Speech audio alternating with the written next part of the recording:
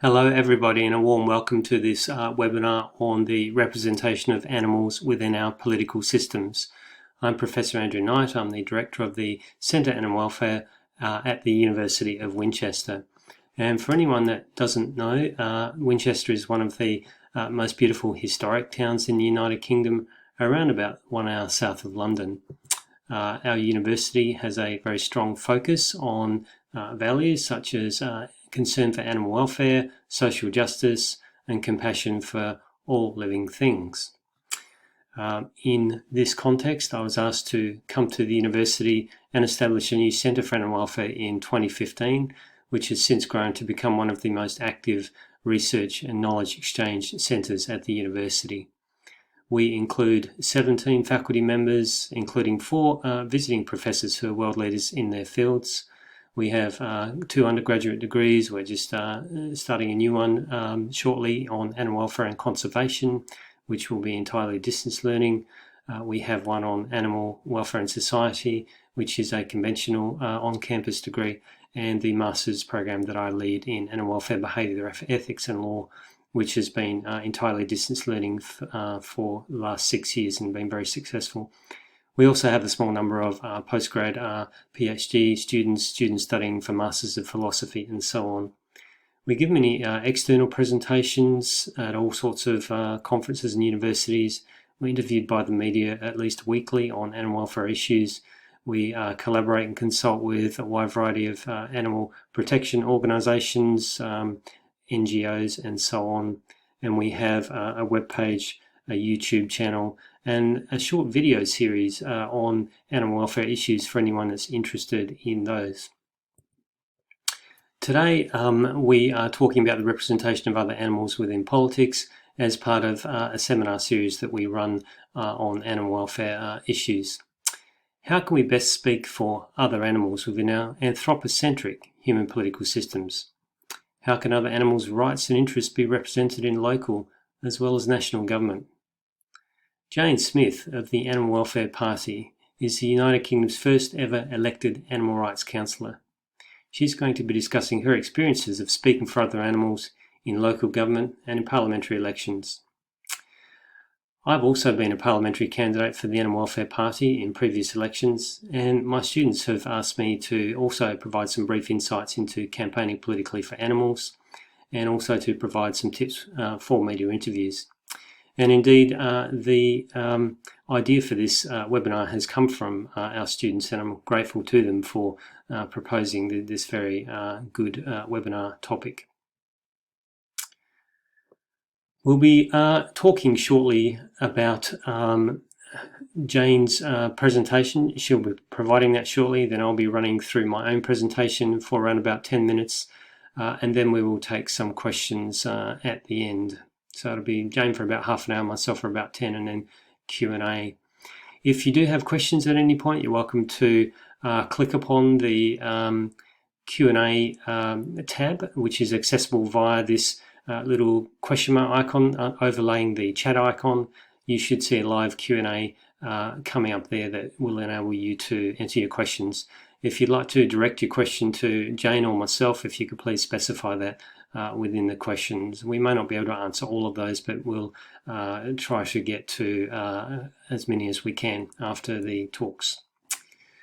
So we'll be hearing from Jane shortly. Jane Smith is Deputy Leader of the Animal Welfare Party and United Kingdom's first elected Animal Rights Councillor. In 2019, she successfully defended her Animal Welfare Party seat in All Sages West Ward in Cheshire with 9.8% of the vote, beating all of the Labor and Conservative candidates. Council motions from Jane have seen All Sages become the first UK town stipulating wildlife tunnels in every new planning application, and the first UK council with a humane-only, i.e. non-lethal, rodent control policy, as well as the first town council with a standalone pollinator action plan. Jane also runs the North Staffordshire Wounded Badger Patrol and the Smallwood Toad Patrols.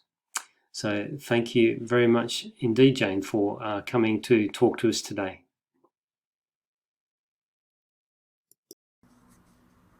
Hello, my name is Jane Smith. I'm Deputy Leader at Animal Welfare Party, and I'm really pleased to be invited here to talk about representing other animals in politics, which is meaning human politics, of course. I really love talking about this subject and getting feedback and sharing ideas, so I'm really delighted to be here. So let's get straight into it. Why represent other animals in human decision making? Well, humans actually, of course, only represent 0.01% of animal life on Earth.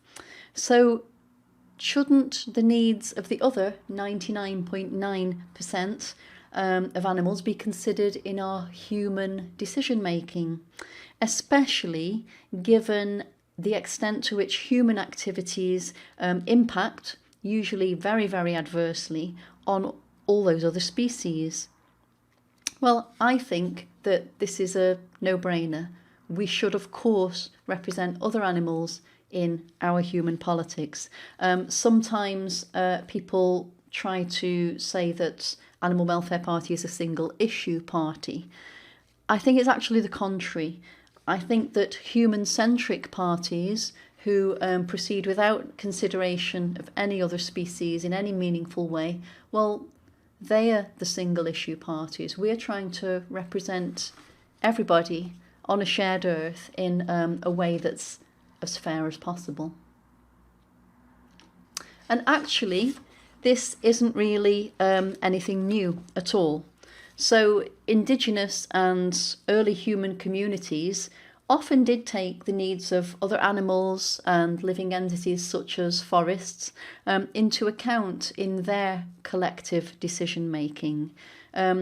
Certainly in what we now call the UK, the Anglo-Saxon Wapentake councils, they did consider for example, natural resources such as woods, forests, in terms of the needs of the forest community in a wider sense, and in terms of the needs of generations to come. It's really nothing new at all to try to consider the needs of other living beings in human politics. There are also some really good pieces of writing on this subject. Paula Underwood's essay, which is mentioned here in this list, Who Speaks for Wolf, is a beautiful essay. Dina Metzger, sitting in council with all creatures, her conversation with Virginia Coyle in the book Intimate Nature, and Gary Snyder's book The Practice of the Wild, which is a really fantastic book. And Gary Snyder, he was a beat poet, he became a Zen monk, and he's the most fantastic writer. He says in The Practice of the Wild, there is nothing at all regressive in taking one's place in the parliament of all living beings. I think that's a really beautiful sentiment, and one that makes total sense to me. But unfortunately, this human decision-making, taking into account other needs than our own human needs, it's something that we really have to restore in the politics that we now know.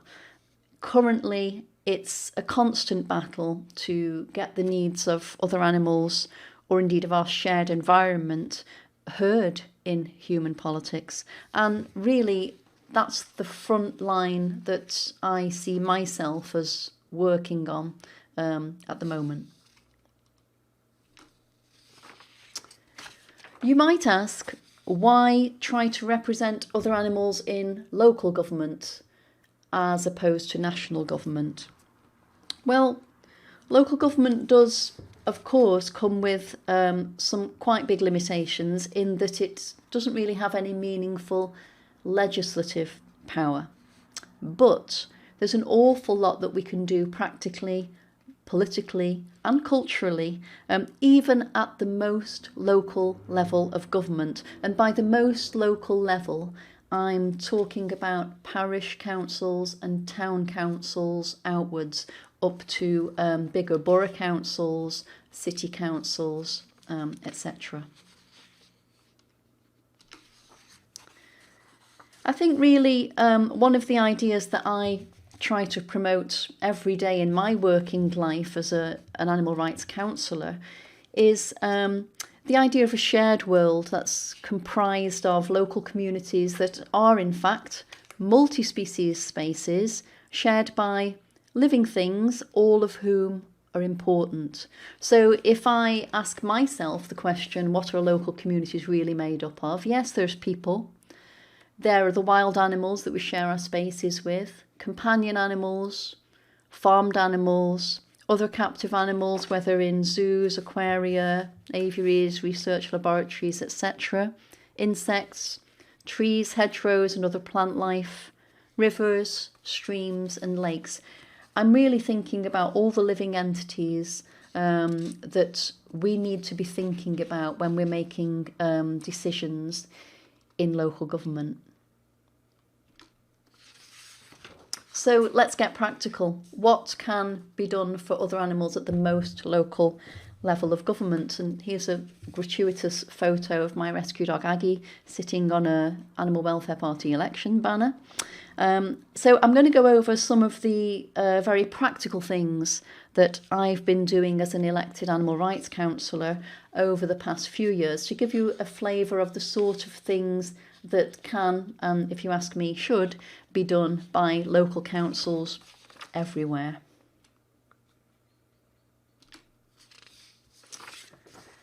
Mandatory wildlife tunnels in local infrastructure. So that's a hedgehog tunnel on the left. Well, it's called a hedgehog tunnel. Of course, lots and lots of different animals could use it. In March 2018, I raised what I called the hedgehogs motion to our town council, which would stipulate wildlife tunnels in every new solid wall or boundary. In fact, ideally, I was asking for native hedging as boundary, but if not possible, if there were going to be solid boundaries, then that as a town council we should stipulate wildlife tunnels every few feet.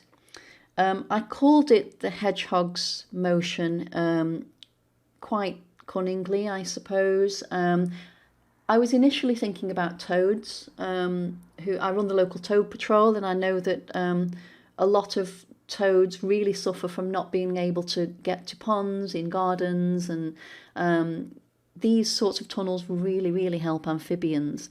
But of course they also help hedgehogs, and I do know that hedgehogs in the popular imagination are, well, they're kind of cuter in the public's mind's eye, I think. So I called it the hedgehogs motion, hoping that no councillor would want to be the one saying, well, I'll vote against this because I hate hedgehogs. Nobody hates hedgehogs. And it was passed unanimously. And so we became the first town council in the UK to have mandatory wildlife tunnels in any new solid boundaries going forward. So in local government, parish and town councils can stipulate things like this in new planning applications, and I think it's a really important step forward. It sort of puts a flag in the ground and says, yeah, we do see this as a shared space, and we take our commitments to other species, wild species in this case, seriously. It was an easy thing to get past. It's an inexpensive thing, and to me it's win-win. It's been very, very popular with members of the public, and it's also been copied by other councils almost immediately. After we did this, we were approached by Cannock Council in Staffordshire, who wanted to do the same thing, and they have. And since then, I've had inquiries from people in 80 other council areas, in fact it's more than that now, wanting to do the same thing. So to me this is a perfect example of something which really should have been done 40 years ago, but it just wasn't a priority for mainstream political parties in local government. So where we are now in Alsager, where I serve, our local wildlife group, who are really amazing, they have bought a tool as well on the back of this, and they are now able to retrofit wildlife tunnels even into concrete walls and brick walls for a small donation. So that's a really, really nice coming together of a council, then a local voluntary group, and members of the public really liking this as a measure. I think people are quite proud to be the first town in the country to have this as a stipulation. Another thing we can do at council level, remove wild animal death traps in human infrastructure. So before I talk about this one, I need to say that as currently the only, so far, Animal Welfare Party councillor in the UK, I do often work out of area. So this all happened on Merseyside rather than where I'm actually a councillor. But I find that having the profile as an elected councillor, and in fact having that profile as the first elected animal rights councillor, that really helps me to raise awareness of these issues in other areas too. So this was in 2020, and over the Mersey is a very, very huge bridge, the Runcorn Bridge, and there was bird netting right across it, and it was killing lots and lots of birds, mainly pigeons and gulls, who were being strangled or who were dying from starvation, dehydration, a really, really awful situation. And that's me and a local resident on the right. We successfully lobbied Halton Borough Council on this subject, and as a result, all of the bird netting was removed, which is a really, really huge result on a massive bridge. And I want this to be done everywhere, and this can be done once local people are aware of the issues. People generally don't want wild birds dying on human bridges, whether it's railway bridges or in bird netting on whatever building. So that's something that local government very much can do, because this was a borough council that responded to our lobbying to say, yep, we'll take the netting down. We agree, it seems pretty cruel, and it was. So this is the badger cull, defending wild animals against state-sponsored persecution, because the badger cull is, after all, a government policy. It's also a national policy, so as such, it's one where local government typically doesn't like to get involved at all. It's quite easy for them to brush it off and say, well, this is actually a government policy. But I did manage to get Cheshire East Borough Council, which is the borough council where I live, to change the council farm tenancies so that when they're renewed there will be a clause in them saying no badger culling. That's not as great as it sounds, because farm tenancies don't come up for renewal that often. They're often 15, 20, 30-year tenancies. But it's better than nothing, and that was what we were able to do at borough council level. But of course, we can also do awareness raising demonstrations like this one pictured on the left. The picture on the right, during the badger cull every autumn, I make a point of wearing a badger necklace or badger brooch or badger t-shirt at every council meeting to make it a talking point. And yeah, people could try and ignore me, but I make myself quite difficult to ignore on that issue. Safer crossings for wildlife on human roads. This is one where local councils can do quite a lot, really. So highways policy and road building, they're often seen as national decisions rather than local. I think this is partly because even when major new road building is opposed locally, it often gets overridden. Even if a town council doesn't want a road for whatever reason, it's quite easy for national government to override the wishes of the local population. But we can do quite a lot of things locally. We can oppose road building. If it were left to me, there would be a moratorium on road building, but I'm really loud about that, and I do find a lot of support amongst members of the public. And even if we then get overridden by national government, it's still worth opposing road building on behalf of other animals who share those spaces and whose habitat is being invaded to build those roads. And we can also demand mitigation for wild animals, tunnels, signs. The picture there on the right is toad crossing signs that I got put up where we live. So we need to do what we can. I mean, some countries are so way ahead of us, as I'm sure you know, on wildlife mitigation, places like Denmark, Canada, and we're very, very behind in this respect. But that's something that we can keep talking about at local government level. An obvious one, campaigning against the use of animals in human entertainment. I hope we never have to do this again because of legislation that has come in since, but this was a few years ago when an animal circus came to town. So any events that use live animals in entertainment, it's always worth checking, is the event being held on council land? Is the council promoting these things in any way? Is the council funding these things in any way? And that also goes for example, reindeer at Christmas shopping events or at Christmas markets, donkey rides. You can always challenge the use of council funds if live animals are used in entertainment for the community.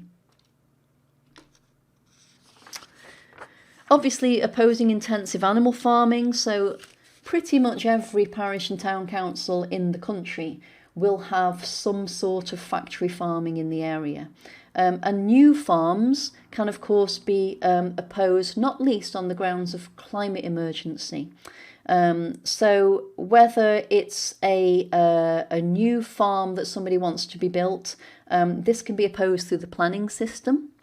And existing animal farms, if they want to build, for example, a massive extension to house 22,000 hens, these sorts of things can be opposed because they have to apply through their most local council for extensions, new access roads, things like that. The picture on the left is a group of us opposing a rabbit factory farm. On the right is some awareness raising that I was doing to show people what we used to call battery hens, what their lives are like. And people are very, very shocked when they find out. I think sometimes we can live in our bubble and we forget that not everybody knows what goes on behind closed doors with animal farming, and of course it is behind closed doors. People don't get to see it, and for good reason. This is an important one, protecting tree and hedgerow habitat. In my experience, local councils' attitudes towards trees and hedgerows is absolutely shocking. They're not seen as habitat or air filters or shade, but as some sort of dispensable ornaments. On our where we are, our council has a form, the borough council. If somebody wants to chop down a tree, one of the tick boxes is low amenity value, and I challenge that at every turn because I don't believe that any healthy tree has a low amenity value. They all have a very high amenity value for all the great things that trees provide. So I'm trying to change the culture around trees in our borough. On the left, that's me. It's actually a cabinet Zoom meeting with the now notorious councillor Barry Burkill of Hanforth Parish Council fame or infamy. And that was to oppose a hedgerow removal. And there's an awful lot of this. You suddenly have a huge caseload if you're in the business of opposing tree felling and hedgerow removal because there's so much of it going on. And the picture on the right in the local paper, every November when it's National Tree Week, I have an initiative whereby I try to encourage local people to get their favourite street trees protected through TPOs, tree protection orders, tree preservation orders, with some success. But we can do more. closing down public or local government support for cruel sports. So in Cheshire, so-called trail hunting is quite big, unfortunately. So I took it on myself to stop the hunts meeting publicly on Boxing Day and New Year's Day in town centres, where typically they would have road closures, which cost a lot of money. They would use it as a fundraising opportunity. The picture on the left is the New Year's Day meet at Uttoxeter in 2020. I'm very, very pleased to tell you that the council in Uttoxeter no longer allows it, because we lobbied against it. On the right, you can see one of my appeals to Uttoxeter Town Council. So I said to them that allowing a trail hunt to gather publicly like this in the town centre is akin to letting badger baiters parade through the streets. This is, in fact, a hunt whose various members of which have been tried and found guilty of wildlife crime. And that's not uncommon, is it? So anything where there are street closures and where hunting is involved, that can be challenged and, of course, should be. Now, animal experiments, animal testing per se is, of course, regulated nationally, not locally. But it, of course, happens locally. Every research lab is somewhere and under the auspices of some council or another. So the planning system does come into play, and we do need to be very vigilant for what goes on, what's being built, which extensions are being built, what sort of change of uses are being applied for, etc. Where we are, I've been campaigning against incoming flights of live animals through Manchester Airport, which is our most local airport, where dogs and other animals have been coming in and destined for UK research laboratories.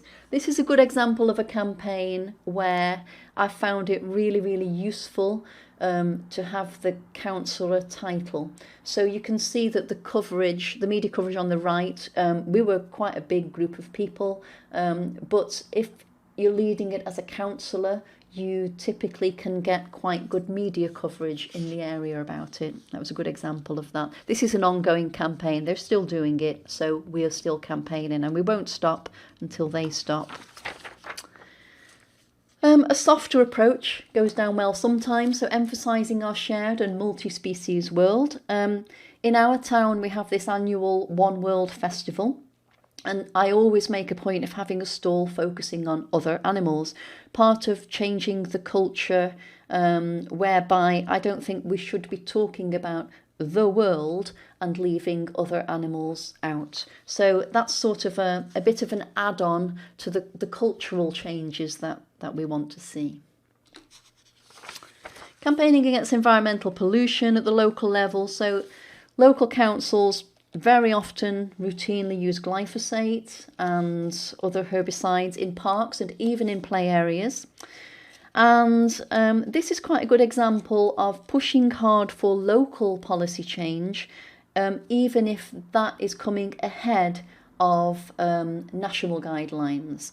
There's nothing to stop you campaigning for positive change locally while you're waiting for governments to get up to speed on the latest awareness and the latest thinking on an issue. So that's quite a good example of that. And this one has been very, very popular with members of the public. Pushing for plant-based by default in local government and school settings. So in my view, councils who have declared climate emergency have absolutely no business serving animal products in settings such as council buildings, schools and so on. But they do, and this image on the right, that's Cheshire East Borough Council, who in May 2019 declared climate emergency, and in June 2019, you can see the date there, put out a new tender for a 3-year contract to provide animal products, meat and fish and poultry, into schools for school dinners. I think that's completely wrong, needs calling out, and I do keep calling it out. Creating habitat for pollinators.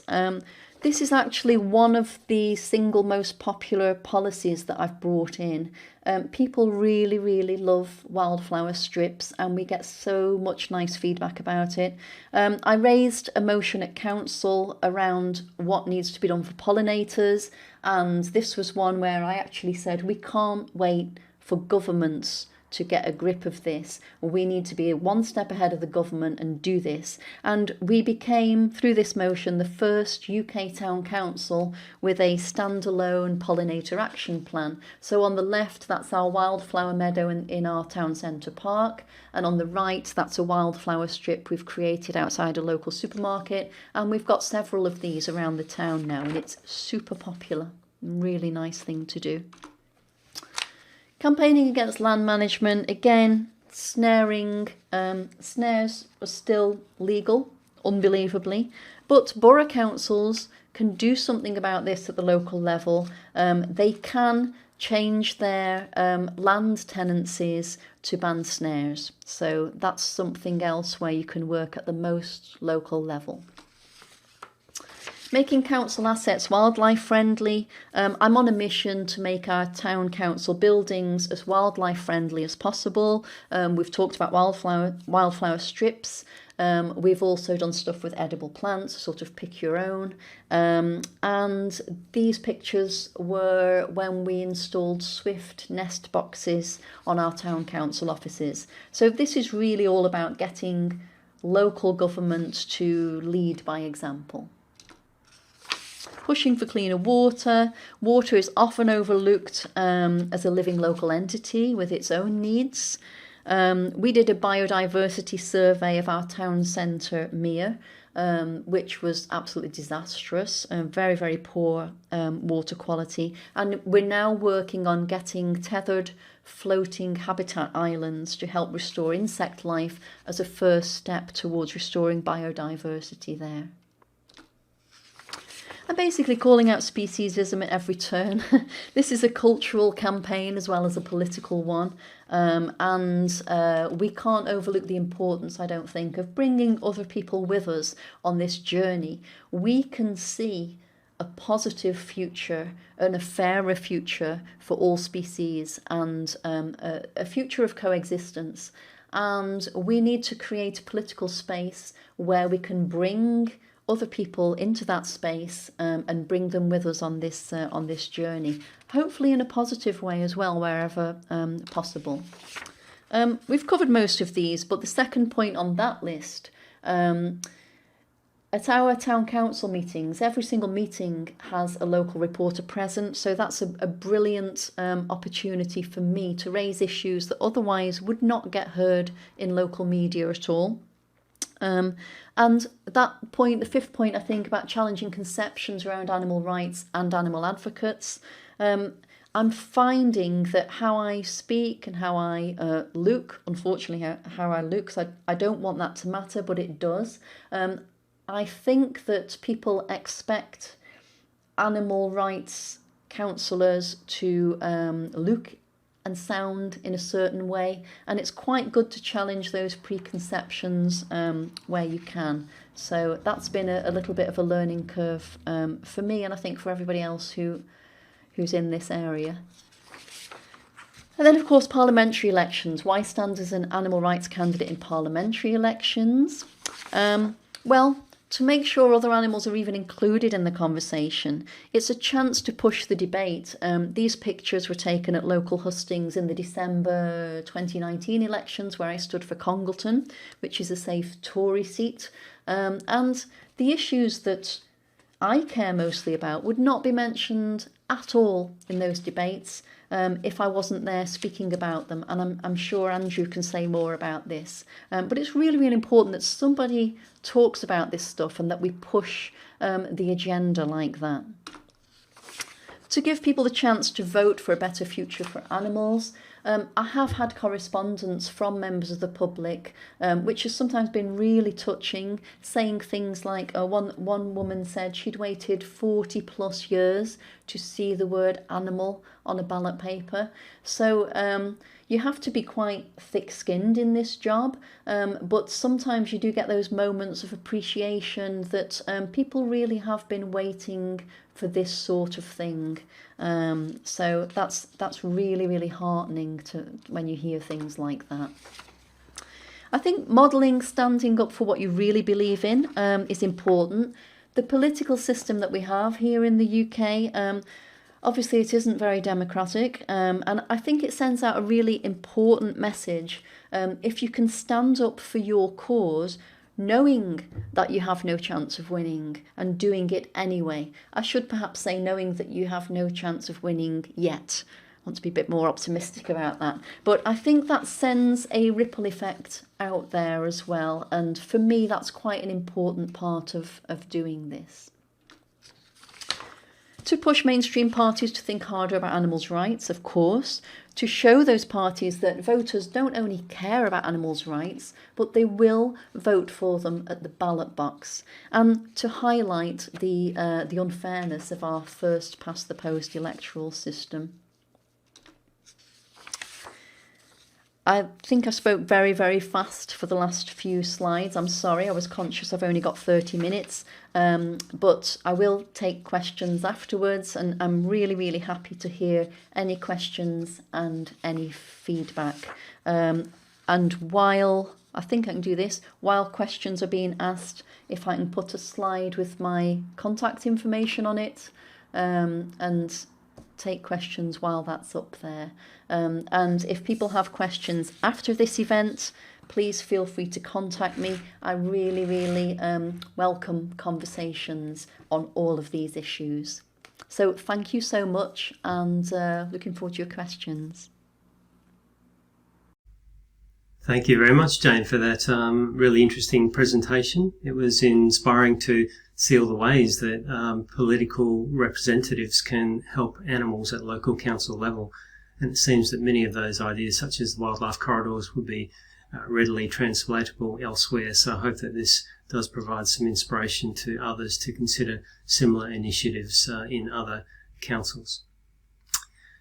We will proceed to answering questions soon, but first I've been asked by my students to give a short talk about the representation of animals within politics, my own involvement within the Animal Welfare Party, and also briefly some tips for dealing with the media. So I will run through some of that now. So the Animal Welfare Party was actually originally founded by the Dutch lawyer Marianne Thieme in 2002 and has had major success. It's the most successful political party for the animals worldwide, having had so far 5 members elected in the Dutch House of Representatives, 2 members in the Senate, 1 member in the European Parliament, and as you can see, over 50 elected representatives at local government level. They have also inspired the establishment of political parties for the animals in a number of other countries around the world, and are working with existing parties in those countries as well. Here in the United Kingdom, my wife Jasmijn de Boo, who is Dutch, arrived in the United Kingdom with me in around about 2004. I'm originally from Australia. And she decided that we should have a political party for the animals here in the United Kingdom after she'd been involved in helping to get the Dutch Party for the Animals going in the early years. She reasoned that there were around about 3 million supporters of animal protection organisations in the United Kingdom at that time, a large and growing minority of vegetarians and vegans. Things like free-range and organic farming was on the rise, and welfare education was increasing. There's relatively strict animal protection legislation, and animal protection philosophies and strategies seem to be a model that was often adopted by other countries as a standard to aspire to.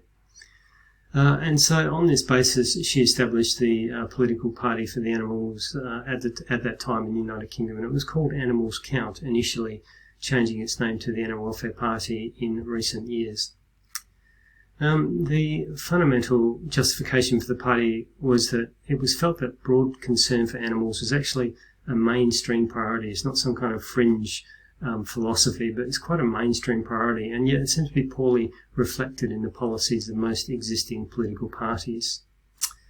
And so this new political party aimed to change this. It aimed to set the standard as the party most strongly advocating for animals, but not to fall into the political trap of being seen as a single issue party, by also supporting other socially and environmentally responsible policies too. But particularly the focus would be on animal issues. The party sought to provide well-reasoned, comprehensive political manifestos on animal issues, and to demonstrate that these can enhance the offerings of political parties. We aimed to encourage the adoption of animal-friendly policies by other parties. So we recognise that in the first past the post political system in the United Kingdom, we have slim chances of being elected in most constituencies. But nevertheless, we hoped to demonstrate that voters care about animal issues by directly contesting elections, hopefully receiving a sufficient proportion of the vote to demonstrate to much larger political parties that did have a much greater chance of achieving political clout that concern for animals is something that's important politically.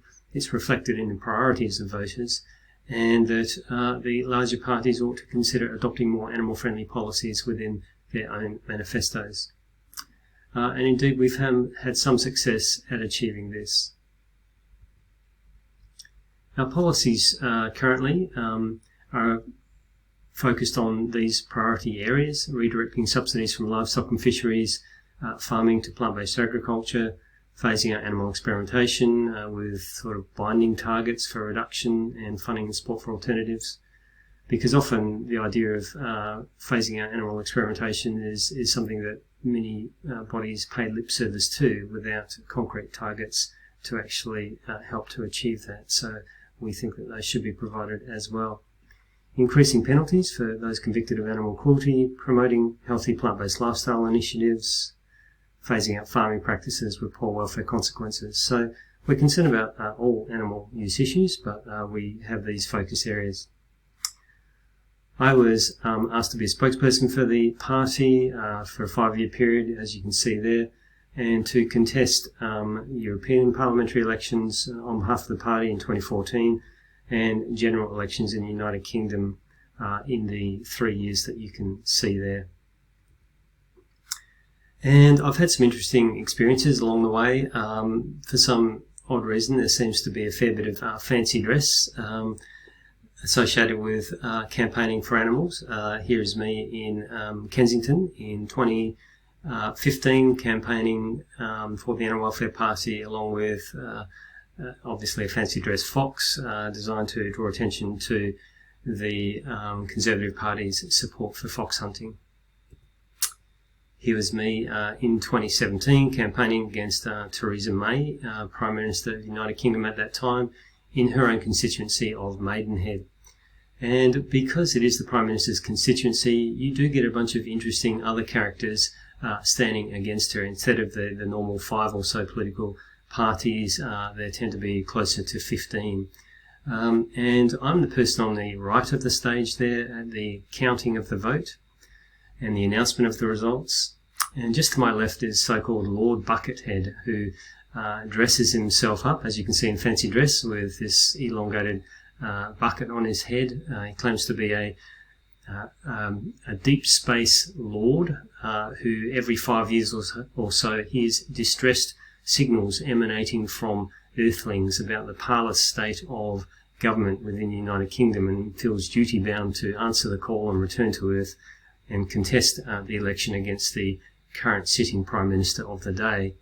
And having been with him on hustings events, along with all of the other candidates, and hearing his answers to questions asked by voters, half the time what he seems to say is amusing, but not very politically relevant. He's quite a political satirist.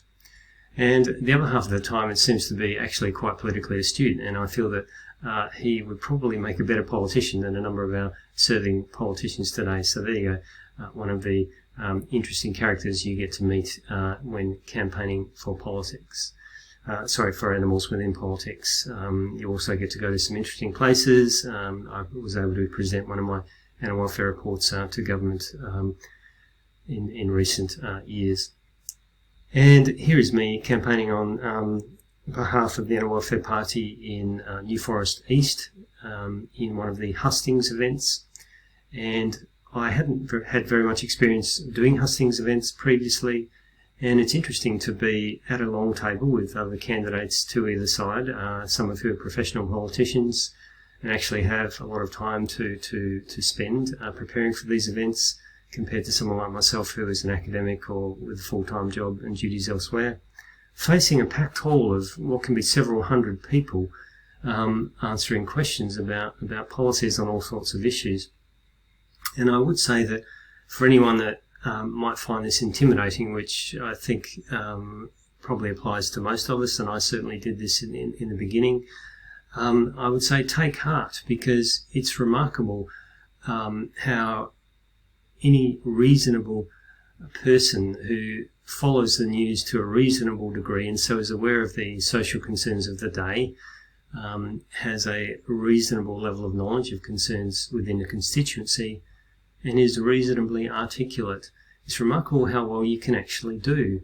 And if you are there to represent animals and put forward the viewpoint that it's the decent and compassionate thing to do to be concerned about animals and their welfare, I think you'll find the vast majority of people in the hall will be agreeing with you.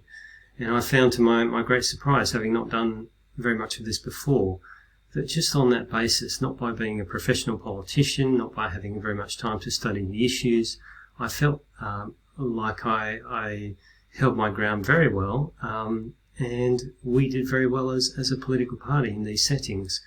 And of course we didn't win because it's the first past the post political system, but we did bring animal welfare to the serious consideration of hundreds of people just within the 2 hustings events that I attended alone. So I would, I think, encourage anybody that might initially consider this to be a bit intimidating to perhaps think again. It's much easier, I suppose, than you might expect. And there is a desperate need, I think, for reasonable, humane voices to be within politics, and especially representing animals who have historically had so little consideration and representation given to them by the mainstream political parties. I was also asked to provide a few tips about dealing with media interviews. This is something that I do weekly, so I'll just spend a couple of minutes giving some thoughts about this. Firstly, within the peace movement generally, and certainly the animal rights movement, there has been a bit of a counterculture historically, whereby people feel that they ought to have the freedom to express themselves, and they will often, or sometimes, will dress differently, look differently to the mainstream. I think that if you are the spokesperson for a campaign on behalf of animals or some other issue, that needs to be your first priority, and you need to ask yourself whether you are there to express the position that you ought to have the freedom to dress in any way that you please, or whether you are there to represent the animals. And if you're there for that reason, or to represent some other issue, then I think your primary responsibility is to try to connect with your target audience as effectively as possible, and to present an image which will encourage them to seriously consider what you're saying, and hopefully to give you some respect. And unfortunately, our audiences have all sorts of conscious and unconscious biases and prejudices, and it does matter how we look and how we speak. So I think it is important to bear that in mind as a first starting point. And I do say that because that is something that historically has not been well acknowledged, I think, within the some elements of the peace and the animal movements. A media interview is something where very short summaries and sometimes just sound bites are appropriate. I find this difficult. I'm an academic. I'm used to giving long and detailed presentations at academic conferences. But you're very lucky in a media interview if you're interviewed by television full stop. This is something quite rare. If it does happen, you'll be interviewed for potentially anywhere between 10 minutes up to 2 hours, and it may well be that only a few seconds of that are actually used in the interview. Likewise, quotations in print media will just be a very few sentences.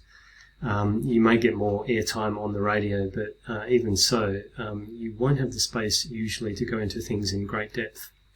So for the media, what's appropriate is very short, succinct summaries and sometimes sound bites, phrases that sort of sound punchy and interesting when repeated in the media. So on this basis, it's remarkable that you can know less than you might think you need to about all sorts of issues, because there usually won't be the time to get into detail too much. If you look at politicians giving answers on TV, I find that half the time or more, they seem to say something that sounds reasonable but lacks any real depth, detailed facts, statistics, knowledge of an issue. It's remarkable how often they seem to just wing it through interviews without displaying any detailed knowledge of their subject. So as a matter of fact, you shouldn't be, I think, put off by lacking expert knowledge of issues. If you can say reasonable answers that have some level of knowledge, you may well be sufficiently prepared to do media interviews. How you present is often at least as important as what you present. So probably for myself, I should spend less time learning about the details of issues and more time practicing how to present information in a short, succinct, memorable fashion, which also sounds reasonable and resonates with the concerns of the viewers. And I think those are the things we need to be thinking about when we're preparing for media interviews. Of course, if you are concerned that there is an issue that you really don't know much about at all, you probably should decline that kind of an interview. But otherwise, they can be easier than you think. Perhaps consider in advance a couple of key messages that you really want to try to get across, and keep perhaps repeating those, and bearing in mind that only a small proportion of what you use is likely to end up in the media. So if you repeat your core messages, they're more likely to make it into the media. Don't be afraid to repurpose questions in order to get your key point across. It's remarkable how often on television we see professional politicians and spokespeople apparently completely ignoring the question and actually going off and talking about what they want to talk about instead. So it can often be appropriate to briefly address what the interviewer has said, and then do what the politicians do. Say something like, but what I think really matters about this issue is such and such, and then just carry on and talk about your key message. After the interview's over, try to maintain a good relationship with journalists. Offer to help them by fact-checking any final copy before it goes to print. Get back to them very quickly if you can. Don't keep them waiting. They really do have the power to get your messages to very large audiences, so should be treated with as a high priority. It's useful to request notification of when media stories go to air or to print, although they often won't have time to let you know. Request a PDF of any final copy if you can.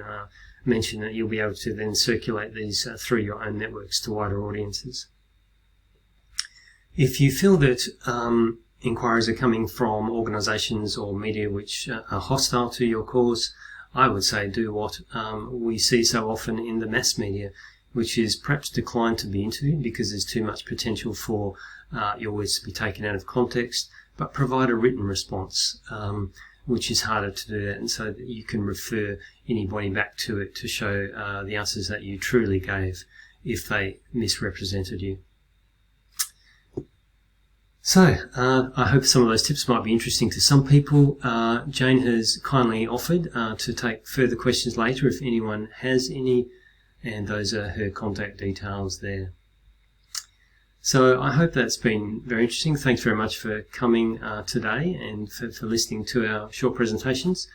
And I hope that there will be a number of questions for us now in the chat column. I think we'll have a look at those now and move on to address those now. I would also say, by the way, that this presentation has been recorded and will appear in due course on the University of Winchester YouTube channel if anyone wants to review it later on. And our YouTube channel is very easy to find, and the page looks like that. All right, let's have a look at those questions. Thank you very much, everyone.